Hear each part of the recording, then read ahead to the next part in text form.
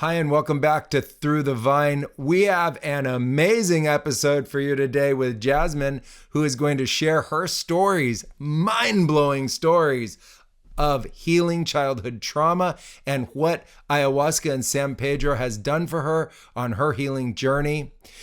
This one takes us deep into her very first ayahuasca ceremony, with shakapas turning into hummingbirds and then eagles, and then a massive release and healing, going into subsequently learning about upgrading her energy and becoming a force of life, that when she now goes through her life, she helps increase and raise the vibrations of the spaces that she's in on her journey to becoming a plant medicine facilitator. Join me for the entirety of this episode. At the end, we go into sanctuary and how sanctuary was created and the importance of it for our safety and well-being inside these incredible journeys. It's my pleasure to share this with you. I hope you enjoy it as much as I did. Okay, so I am sitting in front of the shaman on the floor, and I'm going into my healing at the time, and he starts shakapaing over my head, and all of a sudden the shakapa just begins to vibrate so fast on my face, and I just feel on both sides of my face this huge vibration. And my eyes start rolling back in the back of my head. My whole body begins to shake. My legs are butterflying. And all of a sudden, the shakapa turns into wings of these huge hummingbirds. And they're just these huge human-sized hummingbirds beginning to fly all around me. And while this is happening, I can feel their wings just vibrating on my face, just like so intensely. And then my whole body is shaking at the same pace. And while this is happening, I see these men and around me in a circle while these huge hummingbirds are just flying around me. And it's just a silhouette of men sitting in a circle all around me. And so I'm there just like enjoying this beautiful magnificence. And in front of me, all of a sudden opens up this portal, and the portal is my wound. And I begin to see my wound opening up. And I'm looking at it and I'm like, oh, cool, great. This is what I came here for. I'm ready to let this wound go. And then all of a sudden, this deep fear just like hits me in my stomach. And I was like, oh shit, I am attached to this wound. And so I need support. So I begin to get scared. And I'm like, this is the moment. Like, I have to let this go. This is the time. I came all the way over here for this. So I call my great grandmother to come hold my hand in my left hand, and I feel her hand and I look at her, and I call my husband in my right hand, and they're both holding my hands. And then all of a sudden I start to feel like this power inside of me starting to build, like I can do this. The hummingbirds all of a sudden begin to turn into huge eagles, and they start flying around me. And then I see my wound ignite into flames. And all of a sudden it flies away like a phoenix. And I come down and I start to relax. I start to come back into the room and everything starts to relax. And I remember coming out of it and waking up and walking over to this fire that they had. And it was my first ayahuasca ceremony I've ever been in. So I walked over to people who were sitting there who had done this many times. There was a facilitator there. And I just looked over at them and I was like, y'all have been doing this whole time? Like, this is what y'all been up to? And I started telling them about my experience, and they were like, well, it's not like that for everyone all the time, but it sounds like you had a really great experience. That's incredible. Take me into the moment when the shakapa starts to become hummingbird wings. What did they look like, and how did they transform into that? Yeah, it was like I had my eyes closed and I just felt the shakapa on my head, even though I don't think it was touching my head, but all of a sudden it was like the shakapa became like, it was like these hard feeling on my right cheek. I felt it. And then it was like these wings, and I saw the colors. It was like all of a sudden it was these beautiful green and purple colors, and I just feel this energy over my cheeks. And it was like the energy, I felt their wings first before I actually saw them. And when I looked around, it was like this huge, these huge size hummingbirds that were just so beautiful and amazing. And I just felt so energized by their presence and so grateful to have been in their presence. In my first ayahuasca ceremony, I saw giant hummingbirds too, but they weren't around me. They were across a river and they Uh-huh. were in the forest themselves. I think they were, I mean, maybe like 30-foot wingspans. They were these huge things, and out of them burst rainbows in Oh all my God. directions, like as they were there shimmering. And I like it wasn't like seeing a physical bird fly. It was like it was merged in with the nature and the space, and there was the sacred geometry that pulsed everywhere around it too. Did you see anything like that, like colors and patterns around the hummingbirds and their wings? What was that like? No, I didn't actually see, any fractals or anything Mhm. around it. It was just like, it was as if it was just like, that's what was happening in the room. It was so interesting. It was like kind of like a dark dome and then these just really clear hummingbirds, and there was no fractaling or anything. Everything else was just like dark black space almost. Yeah, that's amazing. So they were like fully coalesced right there in their presence of spirit. Did with the the shaman who was shakoping over you, did you have any interaction with the shaman at that time, or was it just the pure spirit? It was the pure spirit. I think that I had told him about the experience after, and, wondering if he had seen what I was seeing because I was so new to the experience, and he didn't know what I had experienced. He just knew something good happened. Hmm. Yeah, that's really common that a person has a really detailed experience, and the shaman side or the practitioner side is watching something else, but not the coalescence of what's taking place in the vision of the participant itself. Sometimes there's a perception of energy that you read, and sometimes you can, the spirits that you're calling at that time. But sometimes the shamans will work in a pretty generalized form and just be like, bring the healing spirits, but not specifically like bring hummingbirds or eagles. Although bird medicine is really common for healing different kinds of wounds. And by bird medicine, I mean when the shamans call the different kinds of animal spirits that come in the form of birds. And so the fact that they were using bird medicine at that moment and that it came in the form of hummingbirds, that they ultimately became eagles, is really, really interesting. What was the transition from hummingbirds to eagles like? And what was it like to have the eagles there? Yeah, it was like all of a sudden the energy shifted because hummingbirds are like fly really fast, and then all of a sudden it felt like this like whooshing of energy, like moving bigger and bigger outward as their wings begin to come in. So it was like I actually felt the air moving as if there was these huge eagles like flying around, and it was just this enormous amount of energy that I had never experienced before. But I think that the biggest feeling that I felt like was so profound to me was like actually feeling the air in the space moving on my skin, and as if all of that energy had been actually moving. Hmm. So it was like the wings of the bird were actually making the air move in the space, like you could feel the wind itself from the beating wings. Yes. Hmm. That's just incredible. When the wound left and the healing happened and it went into flames and stuff like that, what did you experience right afterwards? You'd been carrying this thing and you went to go get it healed. What was that like release like?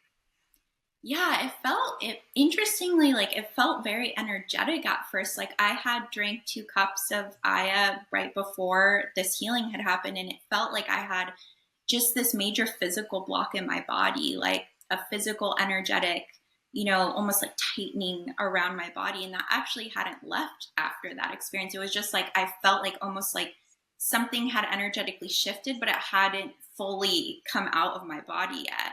And so I came in for more medicine. I ended up with 4 cups at the end, and finally, just over the Maloka, was just so excited. I was like, yes, thank you, and had my final purge. And I just remember screaming to the heavens, just thank God, thank you so much, because that energetic like pressing just was so uncomfortable, and I knew something wonderful had happened. I felt like it was that last release, and then I remember the next morning it really felt like I had surgery. Like I felt this like softness and this tenderness in that space. It was like around my womb.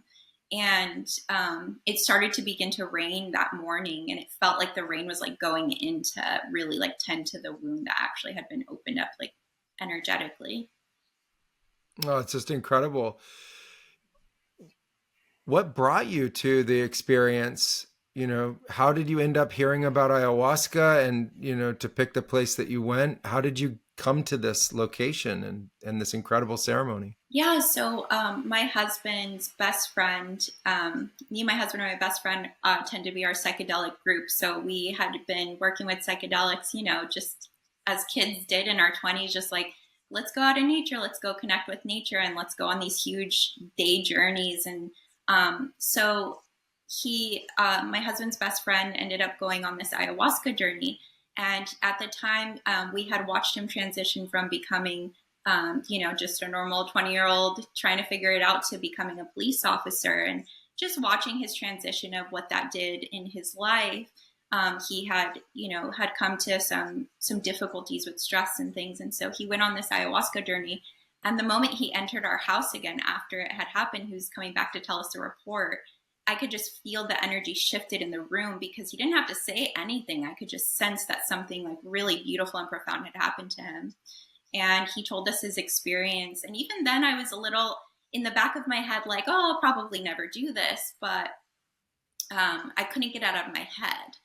And at the time I had also been, going into therapy. I had been in therapy for 5 years. I'd been doing all the things that you're supposed to do, go to therapy, go to yoga every day, eat really well, like trying everything that Western culture says will help you heal. And I had around the same time a conversation with my therapist where she had me go into this meditation to connect with the first time I had experienced the fear of my wound, of my child wound. And when I went into this meditation, I was an infant inside of my mom's belly.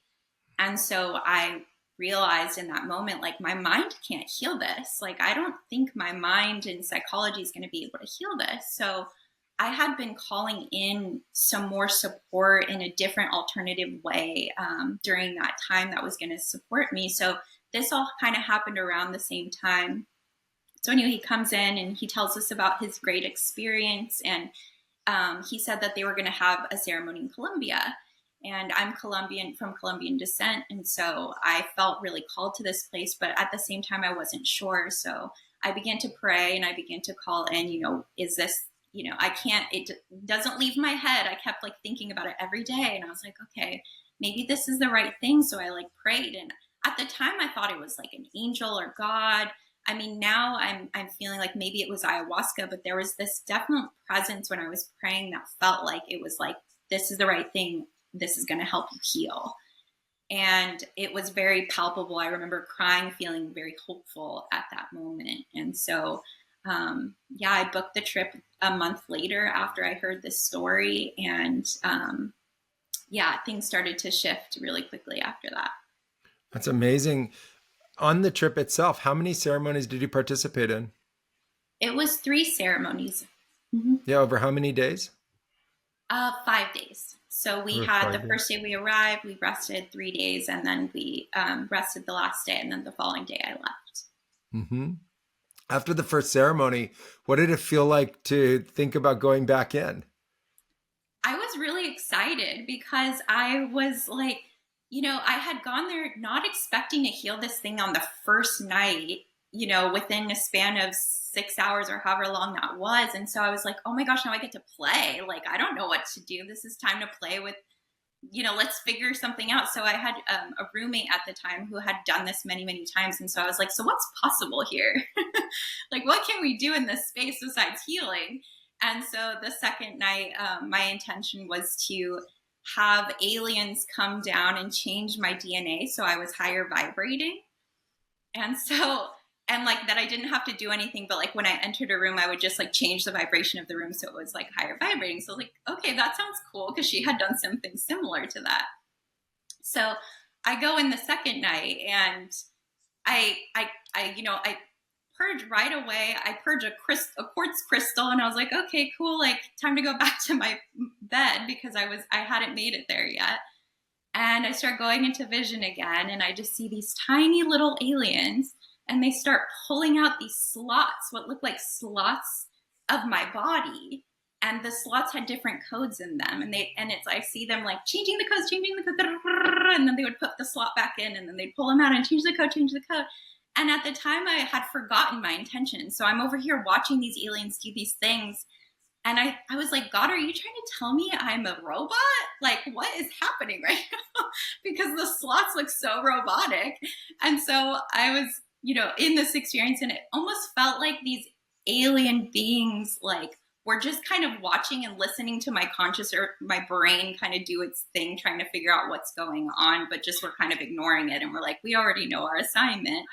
And then after that process had finished, I like went into the pintas that they called them in Colombia, which is like the patterns that you see them make, these like beaded bracelets that had different colors and different like textiles on them, and like all triangular and stuff. And so that just began flashing out like 1,000,000 miles per hour in different colors. And it was just so beautiful and so pretty. And I really, really enjoyed that part. And after that, it just became these like cartoons. So it's like really interesting and really graphic looking. Like I was watching these cartoons, and there were different colors. I was riding this like roller coaster with like flashing stars and flashing hearts, and it was just like rainbows and all these beautiful things. And I was just like, okay, I'm riding this wave. Like, this is so fun. And yeah, it was just a really, really fun experience. So I was, of course, excited for the third night as well. And I was like, wow, I could do this every day. This is amazing. That's incredible. There's a couple of things I want to go into there. First of all, the aliens. Most people don't describe aliens as little guys. So I'm really interested in what were they like? What did they look like? How did you, see them, discern them? Were you able to communicate with them? I don't think I really tried to communicate with them, but they were little like blue beings. They were like really, really tiny. It was like so microscopic, and whatever they were coding. And they had these tools that kind of looked like little tweezers that they were using to like change the codes inside of my body. And it was really interesting because they had this like, the presence of them was like, they're like really hard at work. Like, it was like, we're just doing our job. Like, we're really hard at work. And like, it almost sounds like they would hear my thoughts and just almost like had this like feeling of like they were laughing. Like they had this lightheartedness of like not me laughing at me that I didn't know what was going on, but I had ordered them to come. And yeah, so they were really, really small. I had never seen anything like that, so tiny. Were they like little blue energy beings? Could you see through them? Were they transparent, or were they kind of solid? Yeah, they were a little transparent. And like kind of glowing. That's beautiful. And then when you got into what you call the pinta, the geometric colors and patterns flashing, some people get disoriented in that. Sometimes that makes them throw up. And you described it as being really beautiful. Tell everyone how you relax into that space and feel comfortable when there's that much energy and sacred geometry and stuff.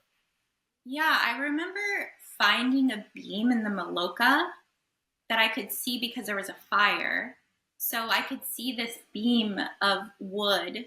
And I remember like taking really big, deep breaths, but then like anchoring on that one piece of wood. And then I would close my eyes and go back in because it was so fun. It was like, wait, I don't want this to stop, but like, I want to continue on. But I wanted to, yeah. So I felt like in the situation, I was a little overwhelmed, but I think I took really deep, deep breaths. And I remember feeling like the blanket and there had like these cots that we were on. And so I think I held on to the cot as like some solidity, like solidifying where I am in my body. Yeah, I think that's really what helped me anchor. Yeah, that's beautiful. The idea of the long, big, long, slow, deep breaths, sounds so simple, but I think that's one of the best grounding tools that we have inside the ceremony. And so big, tool for everyone who's listening to know that really long, slow, deep breath. So and then and relaxing it out is really helpful, especially when being in that energy and becoming receptive and just allowing it to flow. So as the breath flows, allowing the energy to flow. And I always just find it so beautiful. For me, that's one of the most beautiful experiences that we have. And it's one of the most repetitive ones. So when I see all the sacred geometry show up, I just love it, and the patterns and the colors that come with it. And I've seen it where it's that super fast and it's coming and morphing and shifting and changing. And I think to myself, okay, now we're just starting to get deep into the consciousness. This is where we're moving through spirit and getting deep, deep in consciousness. I've always been shocked at how patterned consciousness is. It's not like some vast empty space or some chilled out little field of energy, but super patterned, moving really fast, and and filled with color, such beautiful colors. What happened in the third ceremony? The first two are magnificent. Yeah, they were great. Let me think. So the third ceremony, I remember seeing spirits. The shaman must have had some sort of magic that he would freeze frame them. Like it was like they were frozen in time. And I remember, growing up as a little kid, I would see spirits all the time and they would freak me out because I didn't know what I was looking at. And so I had this deep fear of them. And so I remember starting to stare at them and just being like, okay, let's see how if we can get through this fear of seeing these spirits, because we kind of have this opportunity where they're not like moving in this space that I can see. It was like eyes wide open, these just beings, like I could almost touch them. And I remember staring at, a few of them that I could see that were, they were in weird spaces. Like there was one inside of a tree that was just looking down. And then there was like another woman out in the forest with like a lantern, and just like being able to have that opportunity to start getting over my fear of seeing them. And I remember speaking to a facilitator at the time, talking to him about my experience, like, oh, I'm seeing these spirits. Do you see them? And he was like, no. And I was like, I'm a little afraid of them. And he was like, well, we create the fear. We create the fear around what we see. And it's not necessarily that they're doing anything scary. It's that this idea of creating the fear ourselves. And so I think that began to shift my consciousness in that ceremony to understand that what creating fear looks like, and beginning that little thread that I'm still pulling on. But so that was a really, really beautiful experience to have in the third ceremony. And I'm trying to think what else happened. Oh yeah. So I got stuck in the bathroom portal, and I think there was also like a tear in that area. But I got stuck in the bathroom portal, and I remember being like, oh no, like I'm stuck in here. And the bathrooms were very far away from the Maloka, or what seemed very far away at the time. And so I began calling in one of the facilitators and was like, please, like with my mind, I was like, please, someone come over here because I need support. And someone did come, and I heard the little shakers. They had these little, hooves that they wear that supposed to like protect the space. And so, they come into the bathroom, and I was like, hey, I'm stuck or something like that. And they helped me out of the bathroom. And I remember feeling kind of overwhelmed in that moment. Like that's whatever was kind of making me feel stuck was still kind of around me. And they pulled me out, they brought me back to the Maloka, and then they pulled some spray over me. And, this was pre-sanctuary, so they put some spray over me, and then I felt like relieved of that. And I was like, what was that? And I was like, did you hear my telepathy? I was really calling you. And it was that specific person that I was calling in to come save me. And so it was just really beautiful to have that experience of like, oh, it worked. That's incredible. Did the person know, or was it just a synchronicity that they came for you? No, they didn't know. So it must have been a synchronicity. I think often people don't know how to tap into the thought forms of others, but they follow them without even knowing it. I think it's really important because people are always asking, like, oh, did you see that too? And every now and then there's a shared vision between people that's very real. And, sometimes there isn't. And the call from spirit doesn't have to be so literal. People are tapped into the room that are there helping. And, it could just be that the person feels a kind of draw, but doesn't have to have that like direct, oh, I'm hearing Jasmine's thoughts right now, to still be tapped in and still being able to navigate the ceremony and be helpful, etc.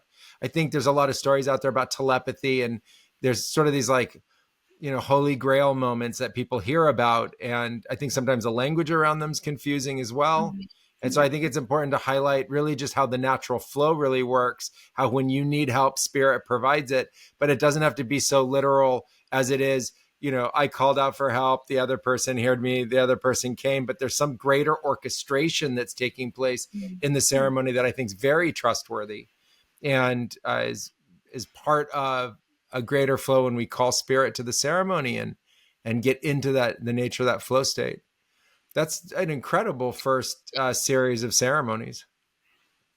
Yeah, I had a really good time. It was a beautiful way to get introduced to the medicine. Incredible. What was what was it like going home after that? It was big. I think that I hadn't landed. It took me a very long time to land. So I remember going onto the airplane and having another series of, oh no, it's a huge wave of Aya. Like it must be because I'm up in the sky right now. And I remember feeling the thoughts of other people. Like I was like having visions of the person sitting next to me and like their life story and just like things like that happening. And I remember buying myself this little spray that was like supposed to protect me and just spraying myself so much while I was going to the airport and just being able to see through the lens of all of the propaganda too and what it was actually kind of doing. Like seeing that matrix was really interesting. And just noticing how everywhere it was. And then I got back home and it was almost like I was communicating one language and my husband was communicating a different language and they weren't really syncing up. So that was really difficult at first to really kind of sync back up with the person that I had been with because I had come back very different. And so it was really challenging landing back. It took me a good couple months, and I think learning now that is something that I look for in a practitioner is having them be able to keep landing me before I leave, and making sure I also have support when I get back and understanding. And so I think that was a really big experience for both me and my husband, and a learning experience because we were able to navigate that together and find equilibrium again and find my landing. And yeah, it was a very interesting experience. I felt like all of my energy channels had opened up, but I didn't necessarily have protection at the time to support all of my energy channels being opened. Yeah, there's so much to unpack there that it's really important. First of all, this idea of the energy protection. And I always thought it was really kind of hard. We would be in the jungle doing all these purifications and dieta and ceremonies. And then we would have to go back out through the airports and travel again. And you're there around a bunch of people that haven't done any kind of purification work, any kind of healing work. And then you find yourself in a public bathroom and you're like, what kind of energy is this? How do you deal with that? And I know they have sprays and stuff and smudges, and I was thinking, like, I see you like spraying yourself with a kind of like perfume over and over and over again. You're just like radiating this perfume out there. I think it's a really important thing for, if we're going to have these experiences, having our own protection is really important. And I think the best protection comes from source. The best protection comes from source and spirit. So, ask for it when we go into ceremony that we can have that protection with us. But I also want people to know that they don't have to be scared of that going home. There's a natural protector in the medicine itself that is all that energy around you, that big field of pulsating energy. And as it comes into you, it stays that way for a period of time. And so I think we can make ourselves more scared of the energy that's around us than we really need to. And to know that we're protected and safe while we go through those experiences. The being really open part, I think, also requires a lot of balancing. And I think it's important to put out there that that's not really part of the core practices for most places. Most are used to drinking ayahuasca and they just think it takes 3-4 days for it to kind of all close up afterwards. And so it's just normal. But I think it's really important to do a lot of grounding after ceremony, a lot of grounding exercises, a lot of grounding energy to run that energy, really sit in the body and really feel the body. And so grounding's super important during that time. And I love what you say about going home and you're speaking a different language than your husband. When you said that, I was thinking like, well, that's when your husband's got to go drink ayahuasca now.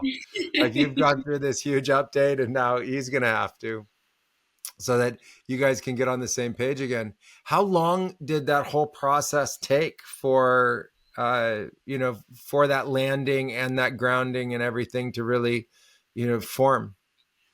I think it took about a full 2 to 3 months. And I think that I spent a lot of time in nature, because that was the only place that at the time I felt safe and I felt understood and I felt like I can really ground in that space. And so I spent a ton of time in nature. I spent a lot of time in solitude, just kind of really writing down everything that I had experienced, trying to process it before making any really big moves out in the community. And I think that really supported a lot of my practice, and also working with tobacco too, really, really supported my grounding. That's beautiful. And giving it that amount of time, I think is a really beautiful thing. After my first series of ceremonies, when I would go to sleep at night, I would go right back into the patterns that I had seen in vision. I had never seen those before. I had never seen that kind of sacred geometry around me. It was mostly purples and greens with highlights of yellows and reds in the glow, kind of like in the net of it, the web of it. And I remember first being a little confused and uh, sometimes a little scared. I remember having a mentor. I told him about it, and he said to me, "I think that's how it's going to be from now on. So you might as well just get used to that. Like you've had a fundamental shift in consciousness, and you're going to see that now." And it did go away after a while. I didn't see it for always, but instead of being scared of that, I ultimately realized that that was sort of like a warm blanket that I could see inside myself. This structure, geometry, energy, and stuff, and that it was actually really safe and really beautiful.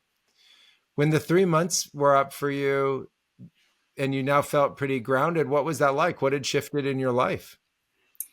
I had found Blue Morpho Academy. I had gone through this experience where I felt like I was called to really wanting to share this with other people because of all of the trauma that I had been through and all of the things, and thinking like, oh man, I'm going to be having to go to therapy like every week forever, and I'm going to really have to, by the time that my system was regulated with all the PTSD that I had, it was like 6 p.m. And then I would reboot and it would be all over again. So I wanted people who had been through similar experiences and, beyond, because I know that my experiences, they go from me to worse. And so I just wanted to be able to start supporting other people who were possibly curious about these different modalities and stuff. So I found Blue Morpho Academy, which was a huge support in my integration and a huge support in beginning to understand what this world was like and how I can then share it with other people in a way that was safe. And so that was really, really big to find that school. And I got my sitter certification after that. I went to Peru 4 times after that within the year. I began just really understanding how afraid I was previous to this and how much that had been ruling my life. And I think that, the PTSD had really shifted. Previous to this in therapy, I was fragmented. I was constantly talking to a 4-year-old girl, which was the 4-year-old self of me, and telling her, you're safe, just constantly. And it was very exhausting. And so having this experience where all of a sudden I was back in alignment with just me, it was like that child self had aligned with the adult self, with the higher self, and I was just me. There was no fragmented part of me that I was speaking to anymore. And that had just relieved so much of my life. And I stopped being so afraid in these situations. I would go outside and I'd be scared. And previous to this, so after this, it was just like I felt safe in my body and I felt more empowered and I felt safer to start making these shifts in my life. And so, finding Blue Morpho, going to Peru and beginning to study this medicine, and then being able to, land a job at a women's medicine retreat, And all of these beautiful things started to unfold in my life because I stopped being so afraid and I became more magnetic towards, and I think more understanding and trusting towards life, because I think there's a sense if you're vibrating from fear that you don't trust. And so we close ourselves off. And yeah, so it's been a really beautiful journey going into all of the next steps of what this has done for me. In the year, I stopped drinking coffee, I stopped drinking alcohol, and just so much has shifted in my life, and my relationships have gotten so much better. Well, that's incredible progress. I'm really excited for that. What do you think precipitated the shifts in the consumption of alcohol and coffee? I think that was continuously working with psilocybin. Psilocybin just really showed me how it was affecting my body, because I would go into a psilocybin ceremony after to reconnect. And when I would come out of it, I'd be like, okay, time to have my normal drink of coffee, like I do like a robot every morning at 8 a.m., like we're programmed to. And it would just shift me out of the frequency that I had just created with the medicine into a different frequency that was not as awesome. And so I was like, is this what's happening every day? I just haven't given it, a chance to be able to just have my own frequency that I get to create with life without these substances. And so that really changed everything. And I think also with alcohol too, it was this understanding. I think it was like a maturity level of like understanding that when I drink this substance, it actually puts me in a level of like really low frequency and low vibration. And I would oftentimes act out in ways that I was not, wanting to act out in, or it was a lot harder to control the aspects of me that I felt like needed a little bit more love and soothing. It was like those parts would come out and it would then project onto the people around me. And it just didn't feel safe for me to continue drinking that anymore. Yeah, that's a really interesting point. During my apprenticeship, before starting it, every now and then I would consume alcohol. I'd drink beer or something like that, or have a cocktail. And I started to go drink ayahuasca in the forest. And every time we would start, I would just get destroyed in the ceremonies. Like it would be overwhelming. I'd be throwing up all the time. I didn't understand what was going on. And then as the week progressed, it would get better and better and better. And by ceremony 5 or 6, it was great. And everything was smooth and the energy was high vibration, like you're describing.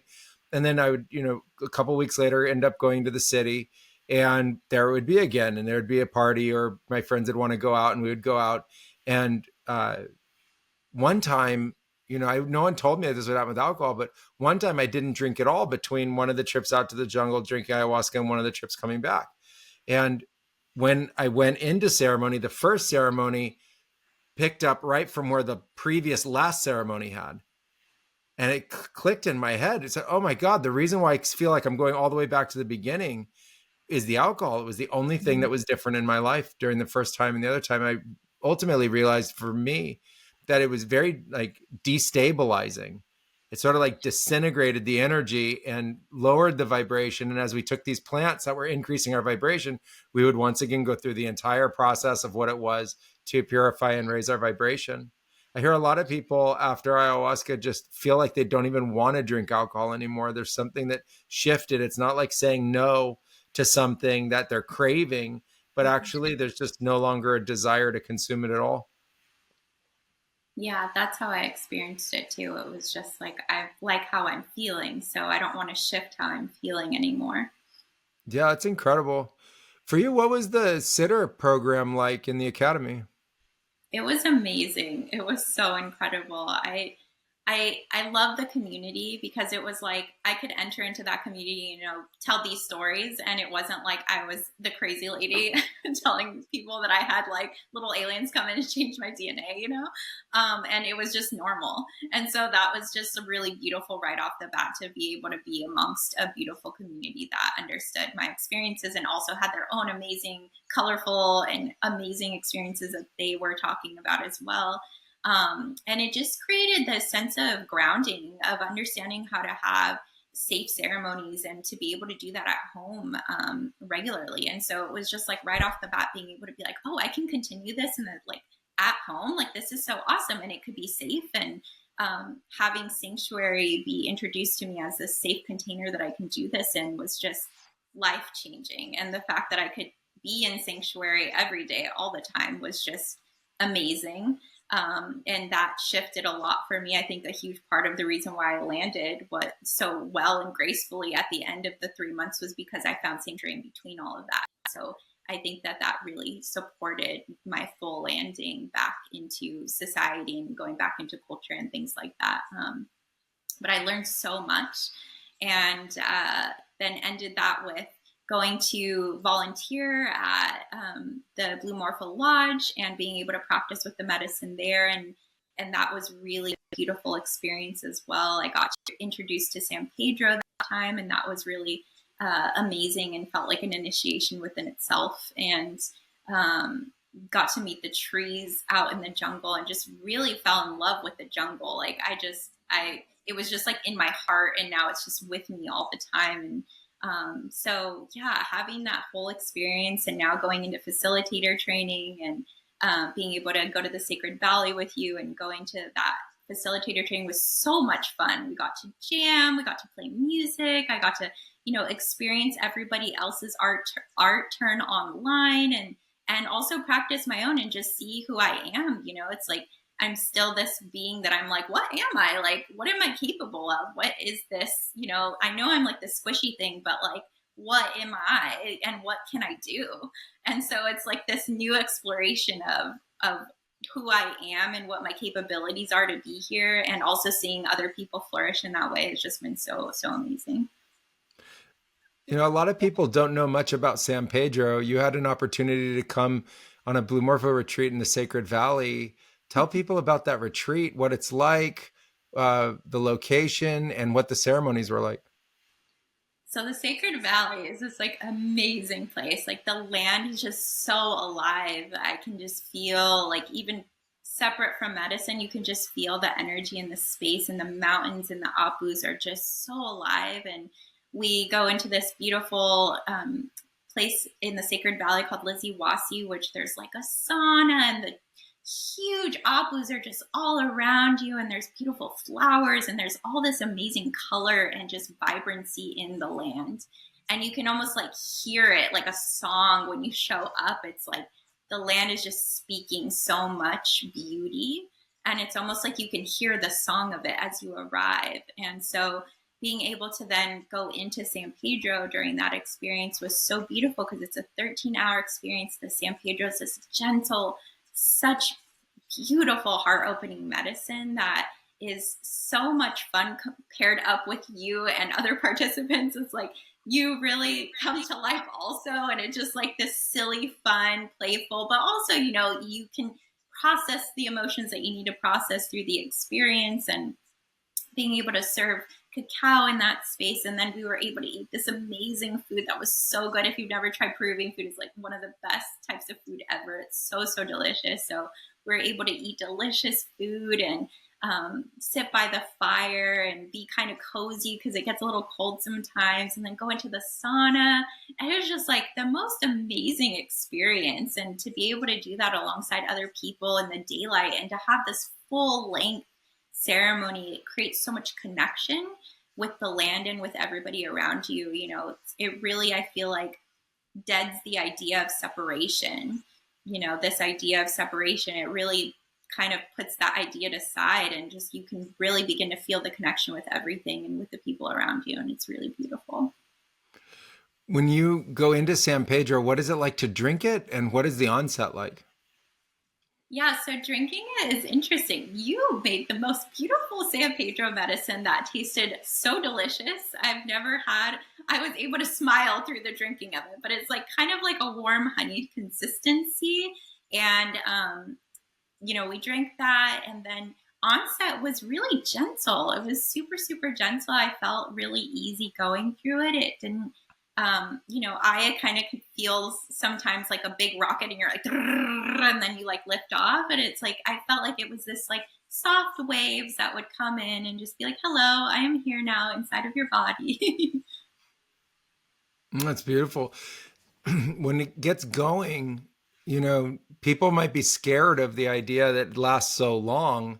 I always find the trance to be smooth. Like, it's common for me to start and then even question, like, well, has it even been working? And then I look at the clock and 5 or 6 hours had gone by. And I'd be like, that's a deep trance. To lose like 6 hours of linear time, and just to be in the flow of it. I've always found it to be actually really smooth. And by evening time, I'm surprised how beautifully the day had progressed. For you being in such a long ceremony, what was that like? It was awesome. Like you said, it doesn't necessarily feels like a warm hug all day. It's like this warm hug all day. And it's like, yeah, who doesn't want to be hugged all day? Like, that just sounds so amazing. So it feels really, really gentle and really sweet and really supportive. And also, if you wanted to create more energy, you can create more energy with it, or you could also just soften into it. And it's this really nice dance I feel like you can have with the San Pedro, where you can kind of shift. If you feel like dancing, all of a sudden you get more energy. And then if you feel like just kind of calming down and cuddling, and you can kind of calm down and cuddle. And it's a really nice medicine to dance with, because I feel like it dances with what you're just trying to do. And alongside it, it has this like whimsical energy to it. I remember this little moth that looked like a hummingbird coming by, and while I was looking at the plants and the flowers, and it just has this really soft, gentle feel while you're also experiencing, your process. I found the San Pedro waves to be really powerful, and they come in ayahuasca too. I've also felt them in psilocybin ceremonies, where there's this like expansion of the visionary experience, and then it subsides a little bit and then it expands again. But in San Pedro, I found the waves always to be really long. So it seems like it expands for a long time and then comes back down. At the most intense experiences of that, what was your mindset like? What was the feeling like in your body? What was the visionary experience like? Yeah, I think one of the most intense experiences was when I was singing. You were teaching us to sing to the sun, with the sun, and about the sun. And I remember you were having us go through what that felt like. And I think someone was playing the drum. And I remember as I was singing, and I felt the energy begin to level up because we were calling in the sun. It was like, can I hold this much God in my body? And that limitation of what I think how much energy I think I can hold, that mental idea of what I think can be in my body, kind of began to like expand. I was like, oh, wait, I shouldn't be afraid of how much energy I can contain. I should see how much energy I can contain and keep going and expanding into that.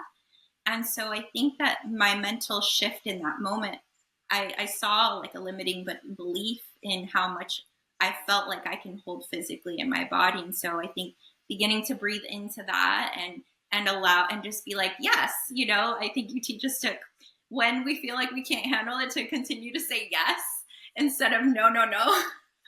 And so I was like, okay, yes, we can do this. And expanding into that. And it felt so good.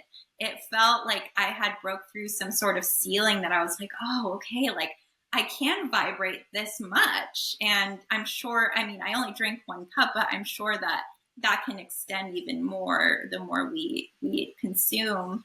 And that experience with singing with the sun was just such a beautiful experience as well. And alongside other participants, and having that commodity together and that experience together was really, really beautiful.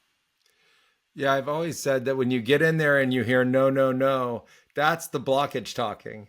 And so you have to flip that and be like, yes, yes, yes, more, more, more, yes, yes, yes, more, more, more. And you're up leveling yourself during that time. They call it creando cuerpo, building body, like building the energetic body's ability to be with it. You mentioned that much source, that much God. In these experiences, have you had what you would describe as direct experience of God?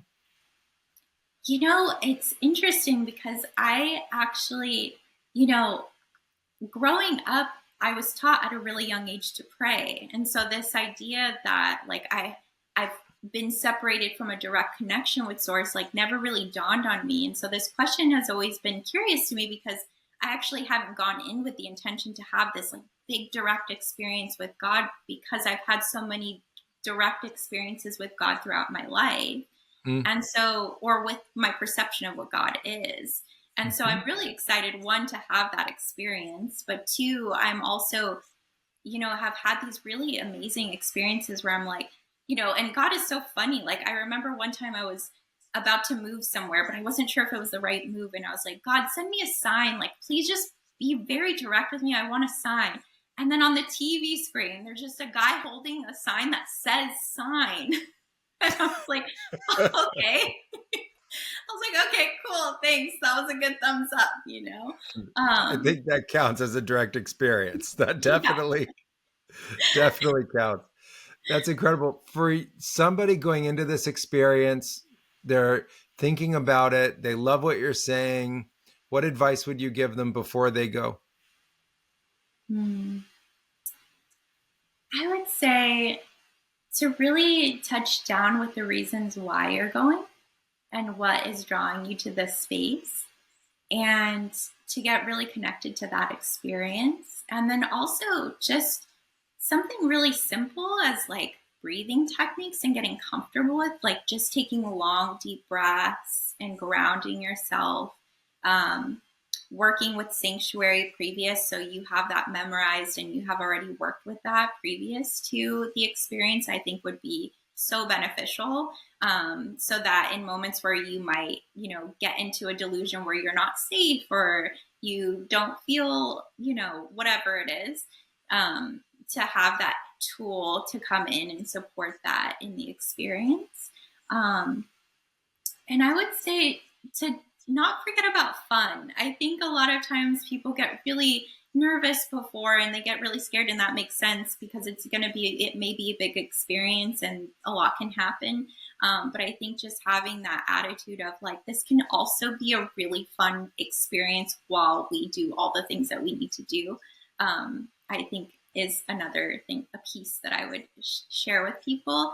And then if you can, having a community that you can come back to support you in your experience of people or one person that has been through something similar, finding an integration coach or anything like that, that would support what the experience is like after having an experience like that, and then coming back into normal day-to-day and trying to integrate that. That's beautiful advice. I was on a podcast earlier today and they asked a similar question. And I was saying the community is really important. And that one of the things that I really love about the Blue Morpho community is how engaged everybody is and open to the kinds of experiences people have inside the ceremonies. And so I think community is a cornerstone. And so I really appreciate you mentioning that, having people you can talk with and share your story with. And if you ended up seeing little munchkins or big patterns of energy, or you had this huge shift, that they would understand what you're talking about and not be like, I've never seen anything like that. What's your message to anybody now, to the people, to the world? What would, after all these experiences, having been through healing trauma, the different kinds of modalities, if other people are listening who've experienced trauma in their lives, what would your message for them be? Yeah, I think two really simple messages. It's just really simple. Like, you can heal. And even if it feels like there's so much to, clean up and cleanse, there's a way to heal, and that's possible to be completely healed. And also that if you haven't started to have a conversation with God or source or universe, whatever you want to call it, it might be a good idea to start. Hmm. That's beautiful. I second that. I think talking with source or God is an important thing to do every day. We've been given this great gift of focus and awareness and voice. And to have that conversation with God is one of the best beings or totalities of this whole universe we can speak with. Thank you so much for sharing. I really appreciate you sharing all of your stories and the experiences that you've had. We have a opportunity for the audience to be able to ask questions. And so we have some questions here that I think would be really great if we could have them ask them. So I'm going to start with the very first one. They're interested in in the actual visions themselves. How would you describe the most beautiful vision that you've had? One of the most beautiful visions I had was I was sitting in the Andes, in the high Andes, in this place in Peru called Oxapampa, and there was a participant who was having a hard time. And so I was like, all right, let's invoke sanctuary. And we were out in this grass and it was super beautiful day. It was really sunny and there was these huge mountains around us and all these trees. It was so green and so beautiful. And so I began to invoke sanctuary and I saw this like beautiful rainbow beginning to build, like these tiles that were clear but rainbow beginning to build around us like a little dome. And then all of a sudden I heard all the animals begin to like chirp really loud. It was like I could hear all the birds like in high definition. And all of the butterflies, it seemed like they just began to come out around us. And this beautiful experience of hearing what you call the tucutana, yucatana, that sound of the nature, the sound of nature just in high definition, almost seemed like everything else that wasn't that was just completely tuned out.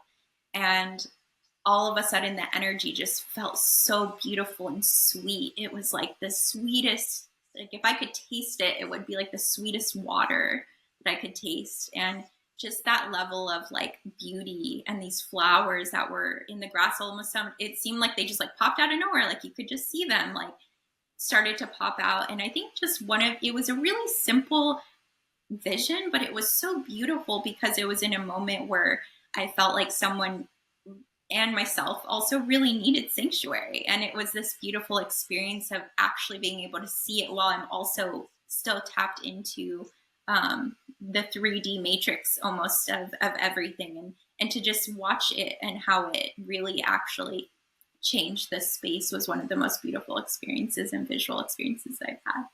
I love that. So many people think that the visions only happen in like the mind's eye or in darkness, or don't actually include the physical nature that we're part of. And I love hearing about vision that extends beyond that barrier and is fully in the flow of oneness. So thank you for sharing that. In the Sacred Valley, I've had many experiences like that. It's considered an energy center where you tap into nature. And yes, it is available there. So guys, it's available in the Sacred Valley to have an experience like Jasmine just shared. There's a couple of questions I'm going to answer here. One is, how does your shamanic role affect future lifetimes? So future lifetimes are affected because everything we do in this lifetime is the predecessor of what's coming next. And I think that these spiritual practices are a kind of maturation and evolution for your spirit and your soul that changes your direction in life. And so often I'll say that these practices and this life is preparing us. This life, everything that's happening is our evolution. And so there's all the things we can do that pertain just to this life, but then there are all these things we can do that train us for what comes next. And the things that train us for what comes next is what we do in spirit and what we do in our soul and our relationship with God. And like Jasmine said, having these conversations with God and really developing that part of ourselves. And so I think it's important that we understand that this is a gift that we give to ourselves, an investment in ourselves that goes on way beyond this life, and that there's incredible value there. So here's one. When you are facilitating or singing Ikaros, would you say it's you guiding it, spirit through you, or both? What do you think? Is that a question for me? Yeah, when you're facilitating, you did this in the Sacred Valley, and you're singing Ikaro, would you say it's you guiding it, spirit through, or both? I feel like it's both. So it's working with the spirit. You work together with the spirit. You co-create with the spirit. And it's almost like, hey, spirit, you come help and you bring the medicine. You could use my voice and then we'll do this together.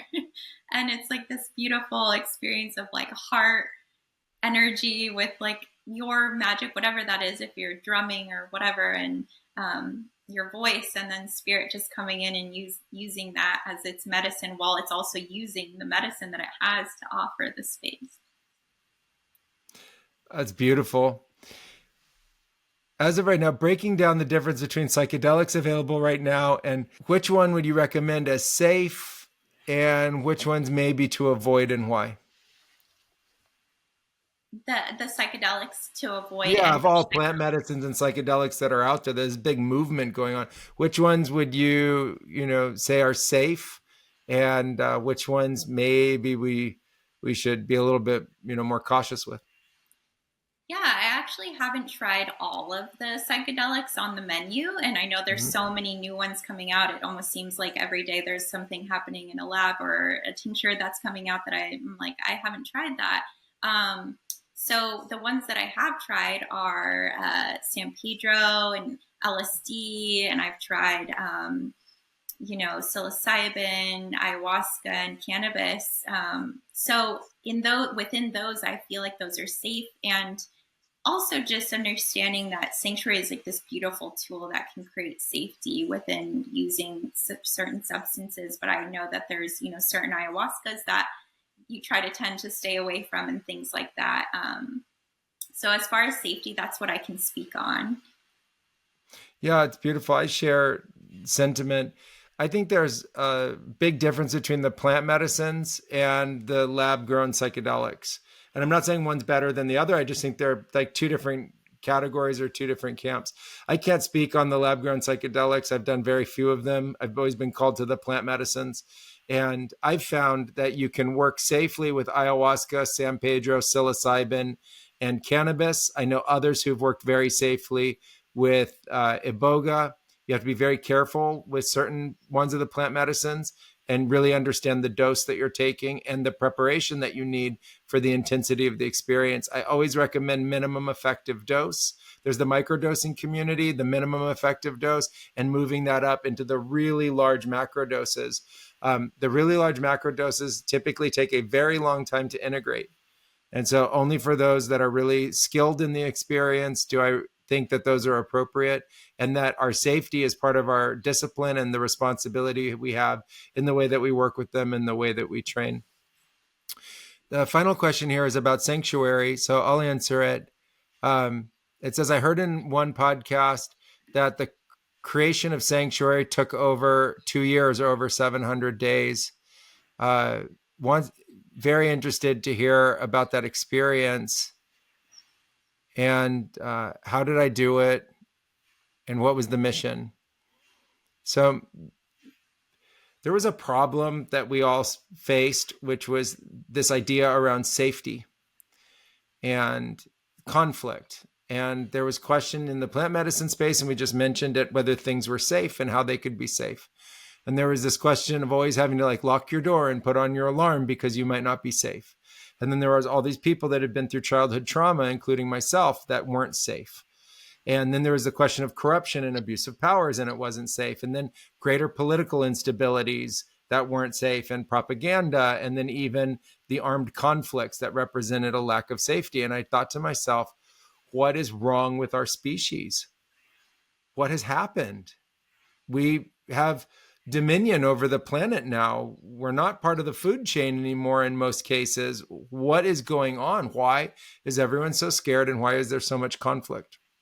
And so I looked to the spiritualities, and they were filled with conflict. I looked at religion, they were filled with conflict. The shamanism was filled with it as well. There wasn't a field or a space that was safe from it. And I wanted to start to address that in a very real way. I was tired of it, and I wanted to live at least some part of my life in what I called sanctuary, a place of tremendous refuge and safety where we could all relax and live in harmony and balance with each other and know each other as expressions of the divine in pure unconditional love and compassion and support for each other. And so I looked for why we had this problem, and I realized that the problem was emanating from our mind, but the mind was being created with all of our thoughts already with the problem in it. And there's this famous quote from Einstein that you can't solve a problem in the same frame of mind that you created the problem in. And I was seeing that this problem was being created all the time by everybody in real time, and it was affecting all of us. And so I thought, from the plant medicine experience, the only way to solve this was to go into an altered state in plant medicine and stay there in that altered state, including the consumption of more plant medicine, continuing the duration of the ceremony until we could, or I could, solve this dilemma. And so I went into a plant medicine ceremony, and it did last over 2 years. I just went in with the decision that I would continue the ceremony until I had the solution, and that the solution was stable. And so I had no idea of how long it would take. I thought maybe a couple months. I had no idea it would take years. And I don't recommend this for anybody. I would never do it again.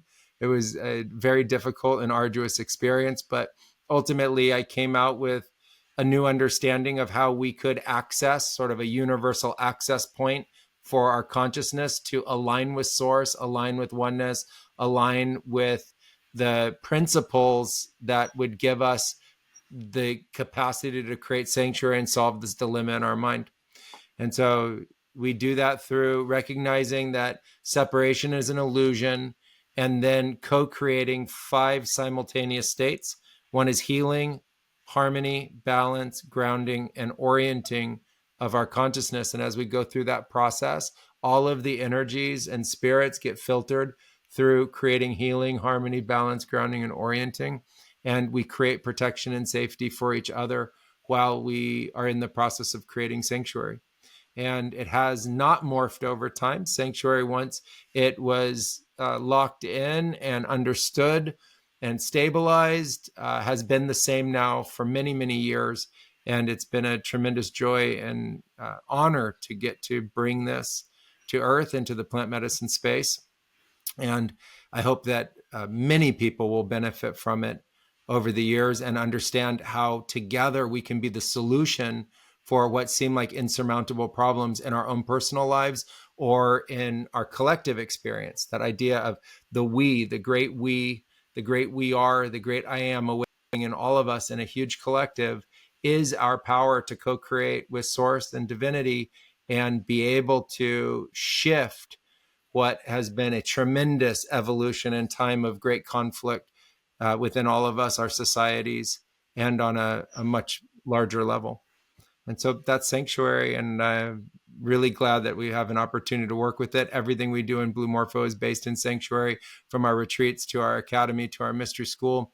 And the participants learn how to use sanctuary to empower themselves in their life for themselves and everyone they love and everyone they spend time with. All right, that's the questions for today. Thank you so much, Jasmine. I want to thank you so much. How can people find you online if they want to, or connect with you? Oh, thank you so much. Yeah. So my Instagram handle is Jasmine Plantitas 111. I also have my website linked on there if you'd like to connect and need any support along your journey. And I would love to offer that to you. That would be amazing. And thank you so much, Master Hamilton, for having me on. It was a really, truly an honor to be here. Awesome, Jasmine. I thank you so much. We'll have those links in the show notes. And it's a pleasure to get to spend time with you and see you. And I look forward to the next time that we get to sit in ceremony again together. And again, thank you so much for being on Through the Vine and sharing your stories.